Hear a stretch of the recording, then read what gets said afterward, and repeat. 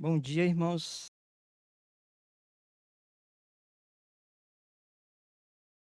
Graça e paz. Convido os amados irmãos a abrirem suas Bíblias.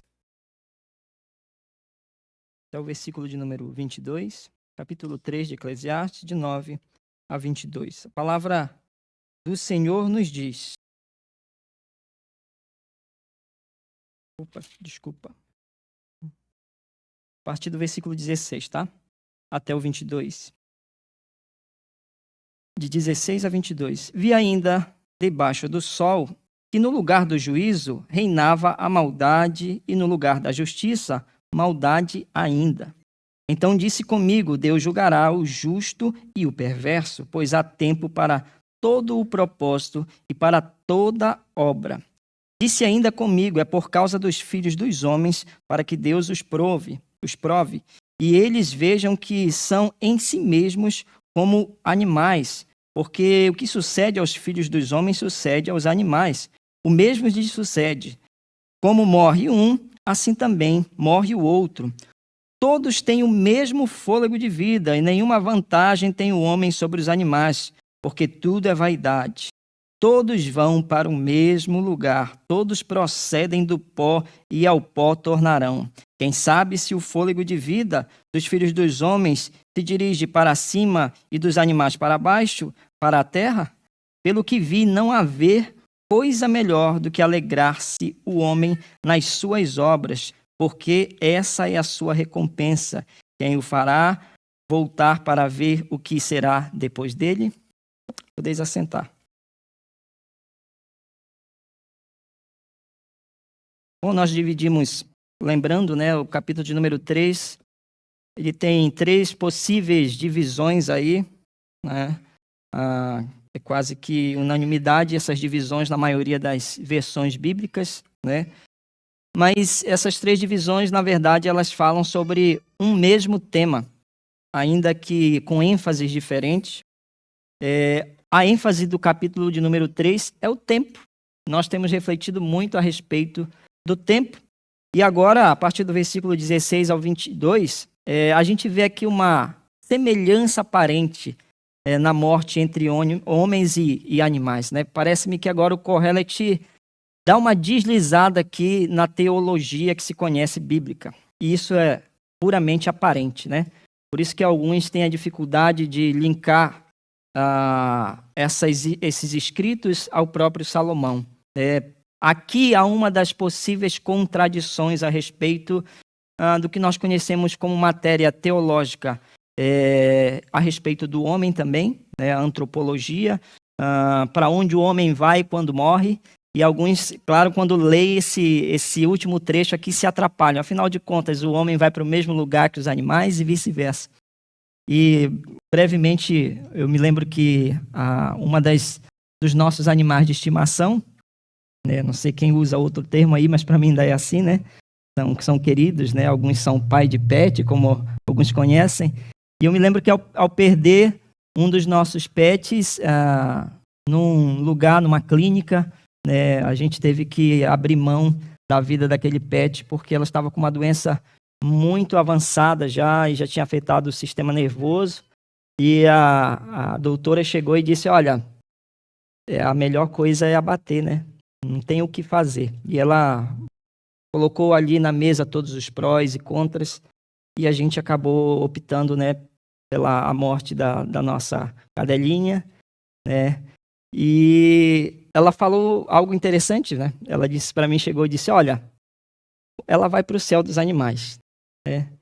E eu, com aquela mente de pastor, pensei em logo falar, mas eu percebi que eu não teria muita vantagem ali ao falar qualquer coisa, porque ela tinha uma mente bem já resolvida a respeito disso, né? E aquela não seria a melhor oportunidade para mim, e eu acabei me abstendo de falar, né? E às vezes acontece isso, a gente se abstém de falar de coisas, e pode ter sido um erro de não falar, de aproveitar a oportunidade, mas às vezes a gente deixa quieto, e essa foi uma das situações em que eu fiquei quieto na minha. E é claro que o pastor Glauber há de concordar, quando a gente ouve isso, a gente já quer falar. Mas naquele dia eu estava muito triste, abatido e resolvi ficar calado. Mas o céu dos cachorros ou dos animais tem sido pregado por aí, falado, né? E isso independente de religiões para religiões. A gente vê isso tanto em umas linhas do catolicismo, né? Não no catolicismo puro, mas algumas linhas do catolicismo, e até alguns evangélicos defendem, né, que existem o céu dos animais. Mas por que eu faço esse breve comentário? Porque não é sobre isso que Salomão, o Kohelet, está falando nesse texto, né? Às vezes a gente tem uma mania de ler o texto e querer enfrentar o texto com outra ideia que não é a do autor, né? Isso acontece muito em alguns textos que não são antropológicos e que a gente quer empurrar a goela abaixo que estão falando do homem. Mas, na verdade, são analogias ou coisas para chamar alguma atenção, né? Isso acontece para aqueles que discutem a respeito da dicotomia, tricotomia. O homem é formado de três coisas, ou de dois. Seria o homem tricotômico, dicotômico. Alguns já falaram a respeito disso, já ouviram, né? E, é claro, hoje eu já declaro que eu sou dicotômico. Quem pensa diferente, a gente respeita, mas eu acredito que o homem é formado por uma parte material, né? Aquela que nós conhecemos, que é o corpo, que hoje é bem estudado, e uma parte não material que a gente não consegue estudar muito bem, né? Não consegue ter um conhecimento profundo, que é o espírito, ou a alma, como é explicado na Bíblia, né? Às vezes a gente vê essa referência de alma e de espírito. Mas não é sobre isso que eu quero realmente falar com vocês hoje. Eu quero chamar a atenção a respeito de que o texto não fala sobre uma possível aqui ida dos animais para os céus ou vice-versa, ou que aqui acaba a vida do homem, né? É importante a gente ver alguns de versículo a versículo. Primeiro, o versículo 16 diz o seguinte: vi ainda debaixo do sol que no lugar do juízo reinava a maldade, e no lugar da justiça, maldade ainda. Preste atenção, quando a gente divide, estrutura o texto em algumas divisões, tem que prestar muita atenção no início do texto, né? Isso é muito importante. O texto começa falando sobre o quê? Sobre céu, sobre inferno? Ainda não, né? Ou sobre a morte? Ele começa falando sobre juízo. Então, já dá para a gente perceber aqui que é uma temática que ele está chamando a atenção, que é sobre o juízo. E que juízo? Vi ainda debaixo do sol que no lugar do juízo reinava a maldade, no lugar da justiça, maldade ainda. Então a gente tem que olhar e focar nesse texto falando sobre justiça, lembrando sobre a justiça. E o Kohelet exaustivamente está nos chamando a atenção, a visão do homem é debaixo do sol. Ele começa dizendo isso. Vi aonde? Debaixo do sol. Ele está falando sobre um julgo, uma justiça, ou a ausência da verdadeira justiça debaixo do sol. É uma provocação do Kohelet a todo e qualquer governante que tem poder de julgar. Se nós pararmos para pensar, todos nós temos a capacidade de fazer algum tipo de julgamento, tendo o poder nas mãos ou não. O mais simples dos homens já foi dotado da capacidade de julgar. Todos nós, quando pisamos 1, 2, 3 vezes, estamos julgando. Porque antes de pisarmos em algum lugar, nós julgamos se ele é seguro para que meu pé esteja lá ou não. Todas as vezes que saímos de casa, nós fazemos diversos tipos de julgamento. E a origem dessa palavra, eu acho interessante, né? Que vem da ideia de medir, né? De uma régua ou de uma vara de medir. Então, todas as vezes que nós julgamos, nós estamos fazendo o quê? Medindo. E o julgamento, é claro, para alguns não deve ser feito de forma nenhuma pelo homem, porque só Deus pode julgar, e ai do homem que julgue. Mas a realidade é bem diferente disso. Todos nós temos algum tipo de julgamento. Quando vamos em algum lugar, julgamos o comportamento, por exemplo, de quem nos atende, nós julgamos o comportamento das pessoas no trabalho. Todos nós, então, até as crianças têm a capacidade de julgar umas às outras e os próprios adultos. Nós julgamos o tempo todo. Então, nada melhor do que concluir que o próprio Deus é quem deu a capacidade ao homem de fazer algum tipo de julgamento. E isso seria, então, uma característica que Deus compartilhou conosco, de poder medir, de ter a capacidade de pensar, de refletir antes de fazermos algo. Nós temos a capacidade, então, de julgar.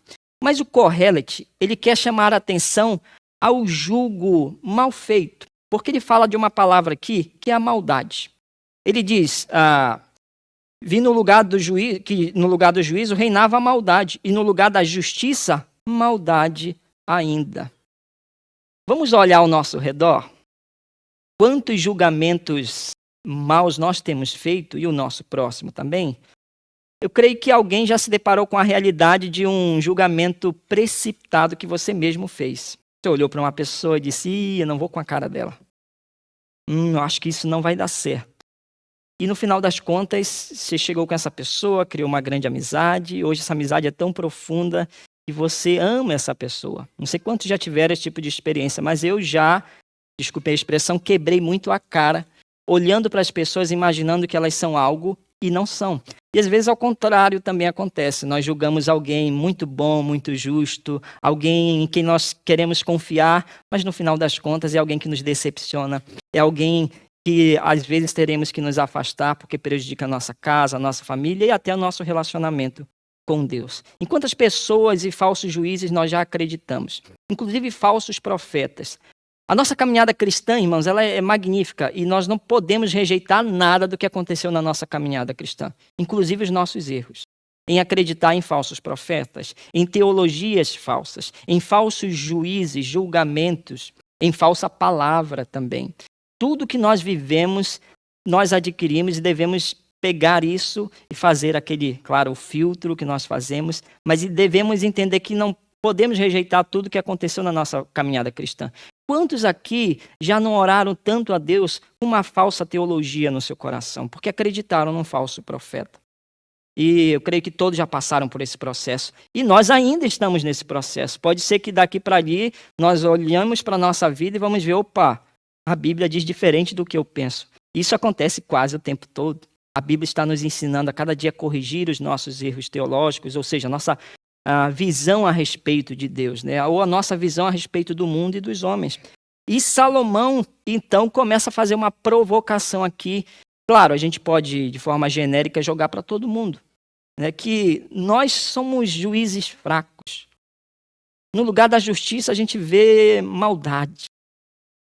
Se olharmos para o Brasil hoje, eu sei que muitos estão revoltados com o que o judiciário tem feito lá e há muitas opiniões diversas há muito tempo a respeito da justiça brasileira, né? Há muito tempo pessoas se sentem indignadas pela justiça porque alguém é preso, é pego às vezes até em flagrante delito, mas ainda assim logo é solto. E nós nos revoltamos com isso o tempo todo, porque gostaríamos de ver pelo menos uma vez a justiça sendo feita. Quem sabe um caso seu particular, que você lembre de uma injustiça que você viveu lá na justiça brasileira. E a gente sabe que a justiça brasileira tem um compilado imenso de leis, mas a melhor lei do mundo, a mais compilada, a mais bem trabalhada, ou quem sabe a lei mais justa que nós podemos ver nesse mundo, ela depende de um homem que é totalmente injusto, que é totalmente depravado, está totalmente caído. E é por isso que nós nos decepcionamos o tempo todo. Salomão olhou para o juízo desse mundo. E a gente pode lembrar da sua palavra que é repetida nesses textos que nós lemos. Isso também é vaidade. Também é correr atrás do vento. E alguns têm corrido atrás de justiça a todo custo. E alguns nunca alcançarão justiça nesse mundo, infelizmente. Ao refletir sobre justiça, ele faz uma provocação muito forte ao homem. E agora, versículo de número 17, ele começa a dizer: Então disse comigo, Deus julgará o justo e o perverso. É importante esse ponto que ele coloca aqui. Deus, quem é Deus? É o fiel juiz. É o único juiz que é correto em suas decisões. Nele não há sombra de dúvida, de erro, de pecado. E por isso nós devemos confiar, então, na justiça e no julgamento do Senhor. Deus julgará o justo e o perverso, pois há tempo para todo propósito e para toda boa obra. Novamente, ele joga aqui a expressão tempo. Há tempo para todo propósito. Ele está nos dizendo o seguinte: calma, ainda que haja injustiça nesse mundo, ainda que nós olhemos para o homem e vemos um homem totalmente depravado, decaído, que não consegue julgar direito, Deus, ele é o fiel juiz e ele julgará tanto o perverso quanto o justo. O versículo 18 continua dizendo: Disse ainda comigo, é por causa dos filhos dos homens, para que Deus os prove, e eles vejam que são em si mesmos como animais. aqui começa um grande problema desse texto para alguns. É a comparação do homem com o animal. E que maior provocação nós poderíamos ver nesse texto? Se não comparar o homem a um animal. Você nunca vai chegar com alguém e comparar alguém com um animal. Né? Você parece uma mula. Né? Sua vaca, como alguns usam a expressão. Todo mundo se sente ofendido. Você é um cachorro, por exemplo. Ninguém se sente à vontade com essa ligação do homem ao animal, porque nós imaginamos que o animal tem menos importância do que o homem. Eu acho que isso é quase uma unanimidade nas nossas mentes. Ninguém quer ser comparado ao animal, a não ser aqueles que querem ser comparados como um leão, né, que é forte e tudo mais. Mas ainda assim, nós rejeitamos essa ideia de comparação com o animal. E o Kohelet, de forma fantástica, aqui faz uma provocação a esses homens que têm o poder na mão, mas que são injustos. O seu julgamento é falho. E ele está dizendo, são como animais. Ele está colocando lá embaixo. É aquilo que o Paul Washer faz em algumas das suas pregações, né? Coloca o homem lá embaixo. E Salomão começa a fazer isso. Ele se inclui porque Salomão, na verdade, é um rei que tem poder. Poder de decisão e de julgamento também. E durante as histórias que nós lemos, os relatos bíblicos, o que mais a gente vai ver são homens com o poder na mão, usando o poder não para a glória do Senhor, mas para os seus próprios benefícios. E isso sempre dá errado. É um rei que quer a mulher do outro e faz de tudo para ter aquela mulher. E julga errado. E usa do seu poderio. É no Novo Testamento quando vemos Pôncio Pilatos lavando suas mãos perante um julgamento que já havia sido planejado e feito. É o Sinédrio julgando de forma equivocada. É um homem justo pagando pelo erro de injustos. Mas é claro que isso já havia sido pensado por Deus. Só que o homem, quando julga o caso de Jesus, não entende que Deus já havia julgado há muito tempo a humanidade. Na verdade, Deus já havia previsto toda a humanidade caindo e com isso colocou uma solução, o Cristo Jesus. Mas quando nós olhamos aquele julgamento feito a respeito de Jesus, nós ficamos irados, porque dizemos, como é que um homem que não fez nada agora está se submetendo a uma lei humana que é falha? Pela lei, inclusive, dos homens, ele não deveria ser condenado, mas assim foi, porque o julgo do homem é equivocado, é falho. O problema é que até no julgamento equivocado do homem nós podemos ver a mão de Deus. Até na queda do homem nós podemos ver a mão de Deus. Até no erro do homem nós vemos a mão de Deus também. Porque um dos temas desse texto é falar sobre a soberania de Deus. Não há como rejeitarmos a teologia que fala a respeito da soberania de Deus. Esse tema tem sido esquecido porque a gente continua numa visão debaixo do sol, debaixo do céu. Esquecemos quanto Deus é soberano sobre os tempos. E ainda, irmãos, que o nosso coração se sinta num mundo que jaz no maligno, como a Bíblia fala, mas no mundo injusto, nós devemos temer ao Senhor. Essa é uma mensagem que o Kohelet começa a falar nos seus textos. Teme ao Senhor. E esse é um tema presente no livro também.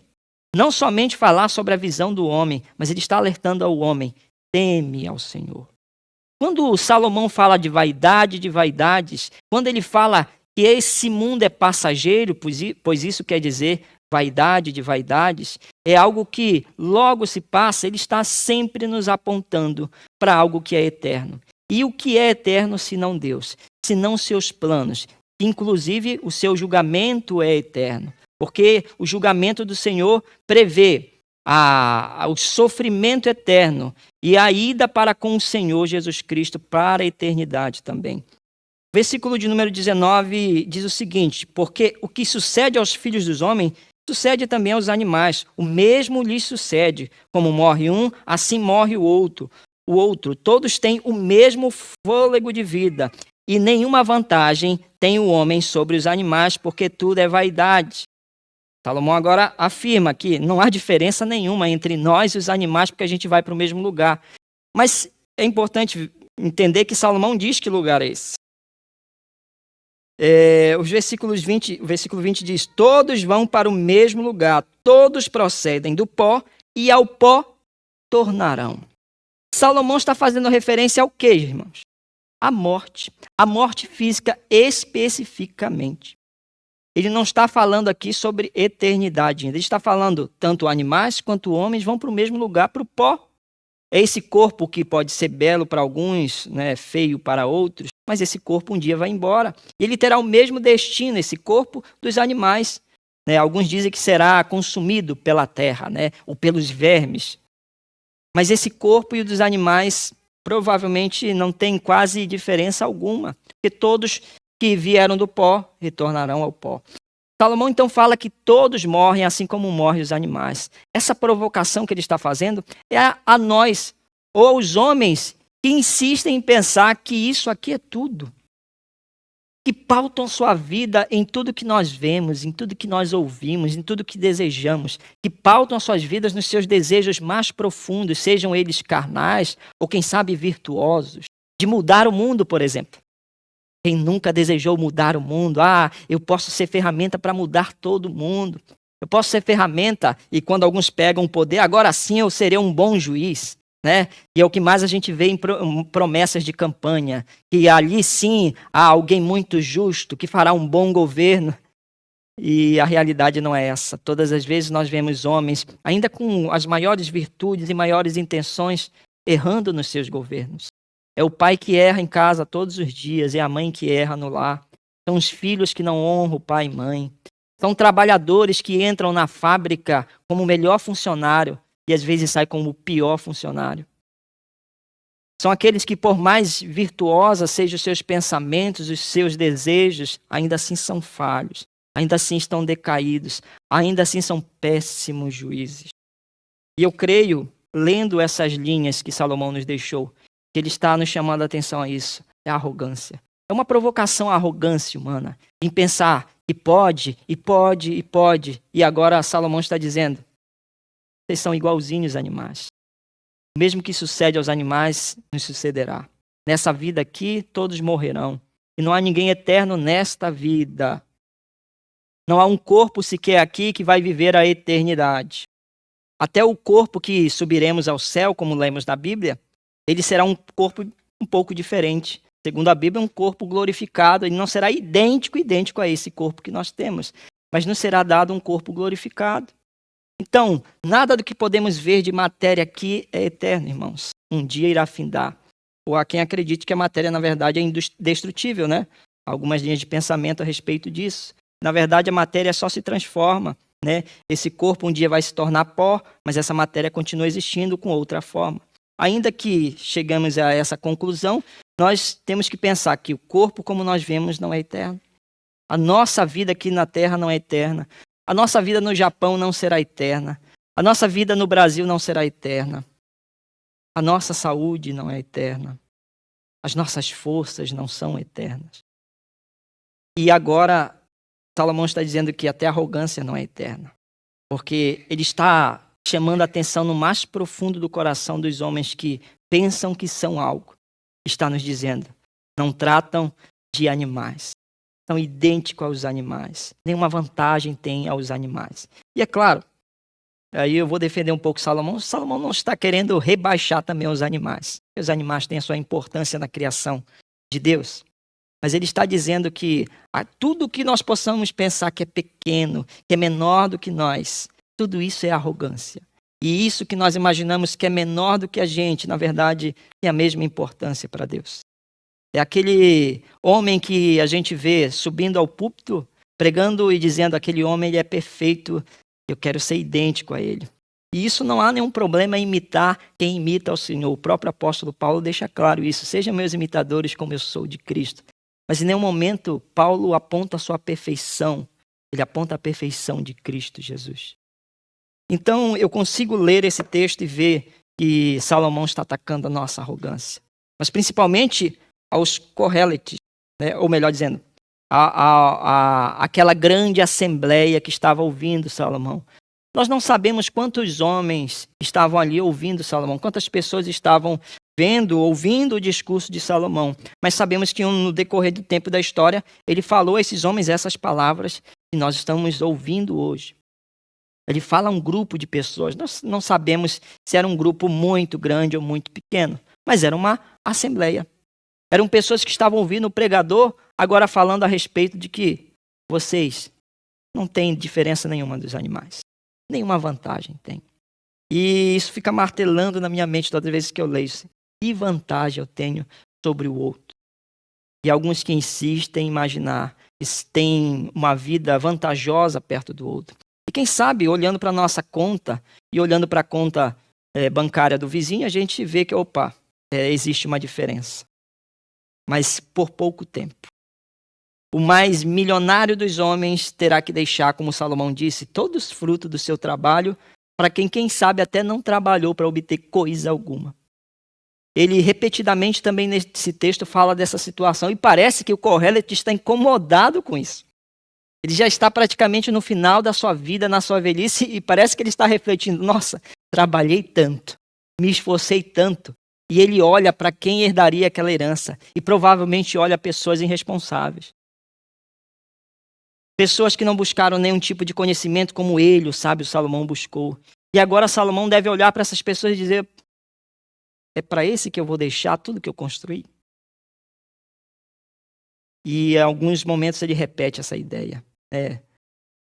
Vaidade de vaidades. Todo o fruto do seu trabalho, você deve se alegrar com isso, mas terei que deixar para quem até não trabalhou. E que tristeza olhar para isso.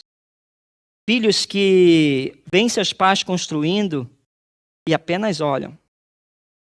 Apenas vislumbram a construção de um pai, mas que a ida do pai acaba destruindo todo o lar, toda a família. Não é de hoje que nós vemos casos e casos de heranças que foram mais administradas. Né? Há heranças que passaram a história e que existem até hoje. A gente conhece alguns desses casos famosos de pessoas que construíram um grande reinado e deixaram. E até hoje o fruto desse trabalho está por aí, né? Em grandes famílias que detêm grande poder aquisitivo. Mas ainda assim nós vemos o homem se decepcionando com a sua própria prole. Olhando para o filho e dizendo, o que será desse menino que não sai mais do celular? O que será desse menino no futuro e de que adianta eu trabalhar tanto se nenhuma alegria me traz? E mais uma vez a gente olha para o homem e se decepciona. Há pais que idealizam o mundo para os filhos, mas os filhos às vezes vão para caminhos totalmente diferentes do que os pais imaginam. E há uma guerra, né, de ideias dentro de casa, e quando chega a adolescência, então, os filhos vislumbram uma coisa, mas o pai vislumbra outra.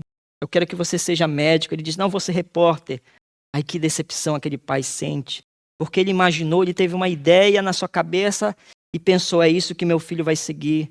Mas uma hora ou outra nós seguimos os nossos próprios caminhos. E eles podem ser tortuosos. Ou podem ser caminhos de alegria. Todos vão para o mesmo lugar. Todos procedem do pó e ao pó tornarão. Versículo 21. Quem sabe se o fôlego de vida dos filhos dos homens se dirige para cima ou dos animais para baixo, para a terra? Agora ele fala a respeito da nossa ignorância a respeito da morte. Nós não sabemos. Por mais que Salomão seja o grande sábio da Bíblia, ele diz, quem é que sabe dessas coisas? Coisas que a nós são ocultas. Nós não sabemos o futuro. Mais uma vez ele afirma essa ideia. Há tempo para todo o propósito debaixo do céu. Mas nós não conhecemos de fato esse tempo. Nós não conseguimos medir o que será do futuro. Nós podemos até chegar perto, planejando bem a nossa vida financeira, planejando bem os nossos planos, quem sabe, para voltar ao Brasil, mas ainda que façamos isso com toda a perfeição, tudo anotado, tudo bem executado, a gente vai chegar no dia e vai ver que alguma coisa não aconteceu da maneira que eu desejava. Meus planos se esvaíram pelas mãos. Os meus planos foram um, mas a realidade foi outra. Porque nós não conhecemos de fato, nós somos ignorantes a respeito do tempo e do futuro. Pena que alguns estão caminhando só para essa ideia de querer conhecer o futuro. E nas igrejas está lotado de gente que vai só para o pastor, entre aspas, ler a sua vida.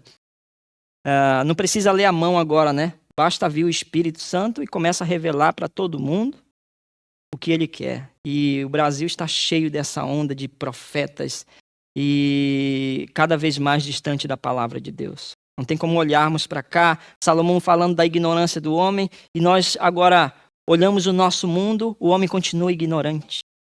Tão ignorante que continua também ignorando a palavra do Senhor. Continua distante de Deus.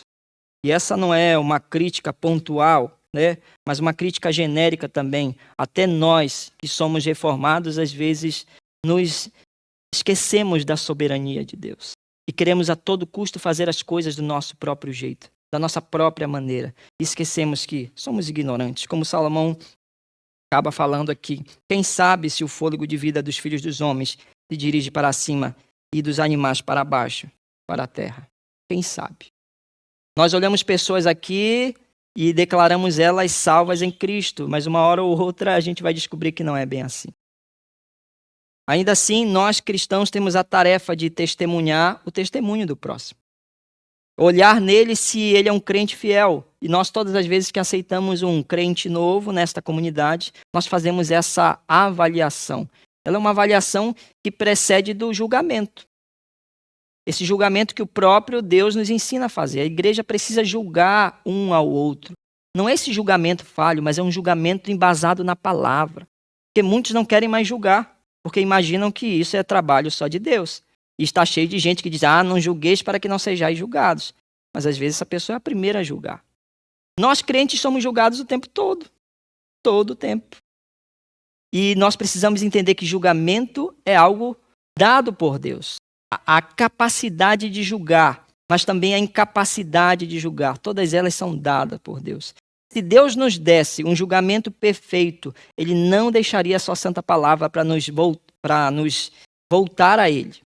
Porque se o nosso julgamento é falho, significa dizer que nós precisamos buscar a perfeição em Deus. Se o homem tem um jugo falho, e quando Salomão diz que ele vê maldade na justiça, maldade ainda na justiça, ele está querendo nos voltar àquele que pode ser, a verdade, aquele que é, e que pode nos tornar fiéis juízes aqui na terra. O julgamento, então, é algo que nós não alcançamos sem Deus. O julgamento embasado na palavra. Pena que está cheio de crente, de irmãos, que estão julgando o tempo todo da maneira errada. Irmãos, como é difícil nós aceitarmos alguém que nós vimos no pecado. O próprio Paulo sofreu muito isso. Imagine, e a gente precisa entender os dois lados, né? A igreja pouco arredia ao apostolado do apóstolo Paulo. Porque aquele homem que estava agora pregando a palavra do Senhor era o mesmo homem que muitos viram, quem sabe arrastando cristãos. É o mesmo homem que perseguia cristãos e agora muitos dos crentes não conseguem ver alguma confiança em Paulo, se sentem receosos. Isso acontece todas as vezes que nós recebemos alguém que nós vimos pecando. Já ouviram aquele termo usado muito, né? O profeta não é reconhecido na sua terra. E é usado às vezes de uma forma, né? Lembrando da nossa família, que aqueles que iam, eu por exemplo, ia só eu para a igreja, minha família não ia. E quando chegava em casa não conseguia convencer ninguém, né? Porque aí alguns usam essa frase, o profeta não é reconhecido na sua terra, no seu lar. Mas às vezes não é reconhecido por causa do falso testemunho, pelo mau testemunho que dá. E isso é preocupante. É o crente que dá mau testemunho onde está. Mas ainda que nós venhamos a dar um bom testemunho, muitos não aceitarão a justiça de Deus, porque estão cegos nos seus delitos e pecados. E alguns, ou melhor dizendo, muitos, vão continuar cegos nos seus delitos e pecados. E, infelizmente, não herdarão o reino dos céus. E a Bíblia, em muitos momentos, fala daqueles que não herdarão o reino dos céus. E um deles são os idólatras. E quando Paulo está falando sobre esta arrogância, também devemos refletir sobre a idolatria do homem. A idolatria da força, a idolatria do poder. Porque ele fala aqui de juízes que julgam o mal.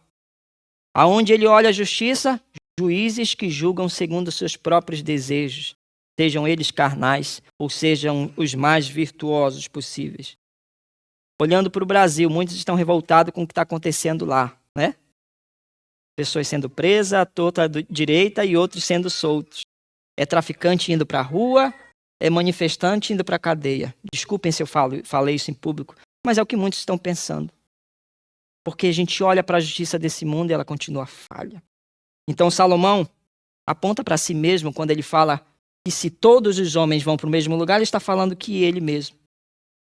E provavelmente ele viveu na pele um momento em que foi julgar e julgou errado. Momento que ele, com o poderio na mão, desagradou ao Senhor. Nós já fizemos diversos comentários a respeito de Salomão e a vida dele com Deus.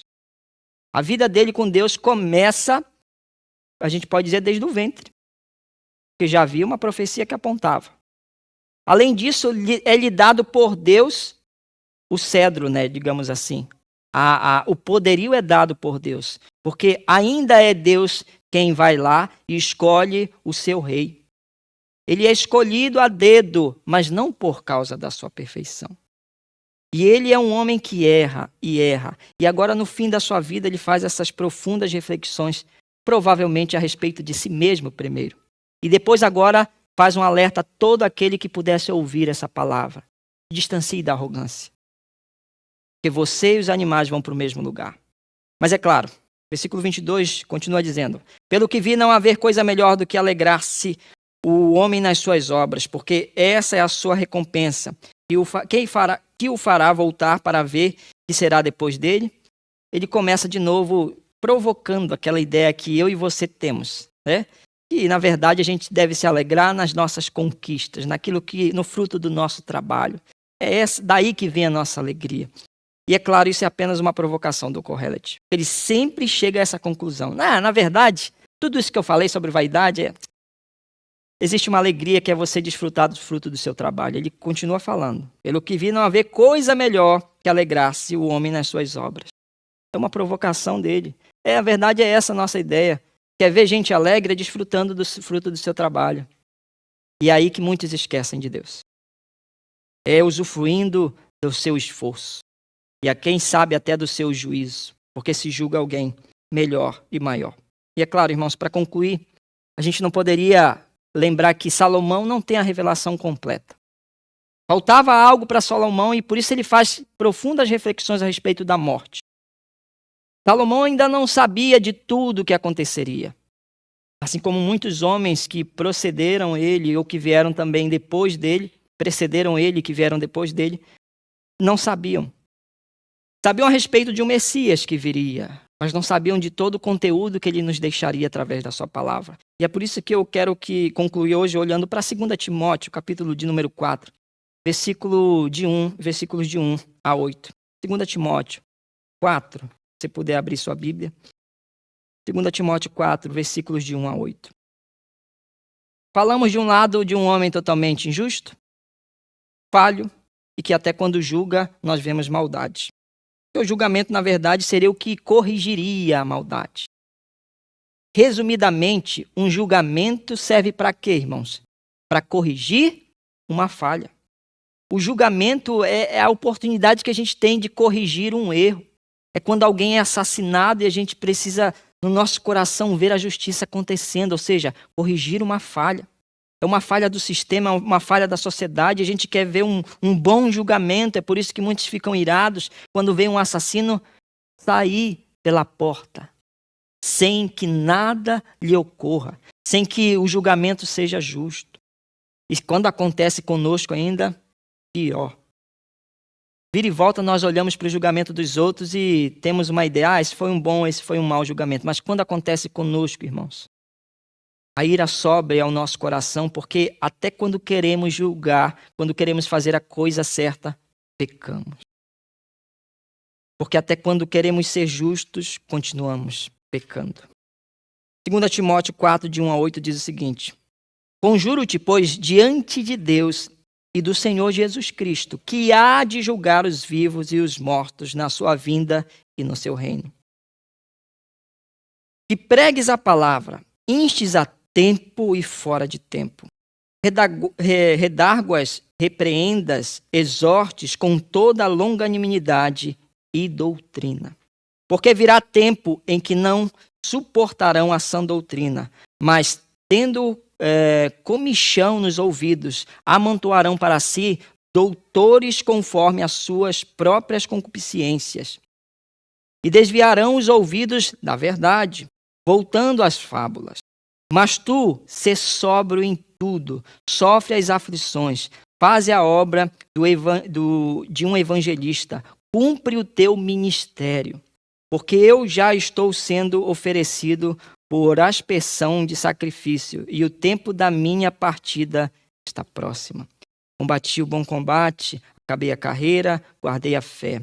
Desde agora a coroa da justiça me está guardada, a qual o Senhor, justo juiz, me dará naquele dia, e não somente a mim, mas também a todos os que amarem a sua vinda. Que Deus seja louvado. Eu trouxe esse último texto, irmãos, porque ela é falada a Timóteo, Paulo, aquele que agora ele encarrega a palavra do Senhor. Mas essa palavra não só é a Timóteo, mas a nós. Todos nós crentes. E ele começa falando de um justo juiz, Cristo Jesus. Vamos olhar para esse mundo, vamos nos decepcionar. O Kohelet diz que aqui é tudo vaidade, que tudo é passageiro. Mas, irmãos, nós temos uma esperança vindoura da vinda de Cristo. E o último trecho desse texto, o versículo de número 8, diz que nós devemos nos alegrar, né? E amar a vinda de Cristo. Eu já falei isso, creio que no sermão passado. A gente vive, às vezes, distante da ideia de que Cristo está voltando. E Ele está, é no presente. Cristo está voltando. Não é a ideia de que Cristo voltará. Ele está voltando. E a gente chega àquela conclusão de que a partir do momento que Cristo subiu, Ele está descendo. A partir do momento que Cristo subiu aos céus, os crentes estão esperando a vinda dele, porque ele está voltando, irmãos. E é claro, nós somos ignorantes a respeito do tempo. Um amigo meu, o pastor, chegou um dia no púlpito e disse: olha, segundo os meus estudos, olhando as profecias, eu acho que tenho quase certeza que é 50 anos. Isso ele falou há 10 anos atrás. Estou esperando, aí falta 40 anos, né? Ele disse que há 50 anos Cristo voltaria. E eu olhei para aquele meu amigo e disse: quão ignorante ele é. Quão ignorante nós somos, porque queremos olhar para as profecias e fazer aqui, quem sabe, uma bússola ou um cronômetro medindo qual seria o período certo da vinda de Cristo. Mas a Bíblia nos fala que nós não conhecemos somente Deus. E ainda bem que não conhecemos, irmãos. Ainda bem que o homem não conhece o fim de todas as coisas, mas ele sabe do Deus que conhece. O próprio Cristo disse que só o Pai conheceria o tempo da volta dele. Por isso, irmãos, nós temos que estar em prontidão. É agora, Cristo está voltando. Cristo está voltando. E às vezes nós nos esquecemos disso, quase sempre esquecemos que o crente deve viver esperançoso na volta do seu Senhor. Porque todas as vezes que olhamos a iniquidade, a injustiça desse mundo, precisamos lembrar que há um Senhor fiel e justo que irá tirar toda essa decepção do nosso coração. Porque, enfim, alguém que prometeu vai cumprir. Chega de olhar para os nossos políticos e colocar neles a nossa esperança, irmão. Chega de olhar para esse mundo e achar que daqui para frente vai ser melhor. E não vai. A melhora só vem com a vinda de Cristo Jesus. E Ele está à porta. Ele está vindo, irmãos. Ele está vindo. Tem esse sentimento no seu coração. Essa semana que nós possamos olhar para a nossa vida e entender que Cristo está voltando. E ainda que vejamos em nosso trabalho iniquidade do homem, decepção, ainda que cheguemos em casa cansados e vendo o quanto o nosso chefe foi injusto por aquilo que ele fez ou deixou de fazer, nós precisamos focar o nosso olhar em Cristo Jesus. Assim como Paulo está dizendo aqui, é focar em Cristo. É como ele está dizendo agora que suas forças estão esvaindo, a sua vida está acabando. Mas ainda assim, podemos olhar a Escritura e ver um homem alegre perante o seu Deus, esperançoso na vinda de Cristo. O Kohelet, de um lado, pode nos falar da decepção desse mundo, mas Cristo está nos apontando a alegria que só Ele, na sua vinda, pode nos dar. E é claro, irmãos, essa alegria começa hoje também. Estamos em Cristo Jesus, por isso que somos alegres. Porque temos Cristo Jesus em nossa vida, que podemos nos alegrar em meio às tristezas. Em meio à tempestade, dá um salto de alegria, porque nós lembramos que o nosso Senhor está conosco.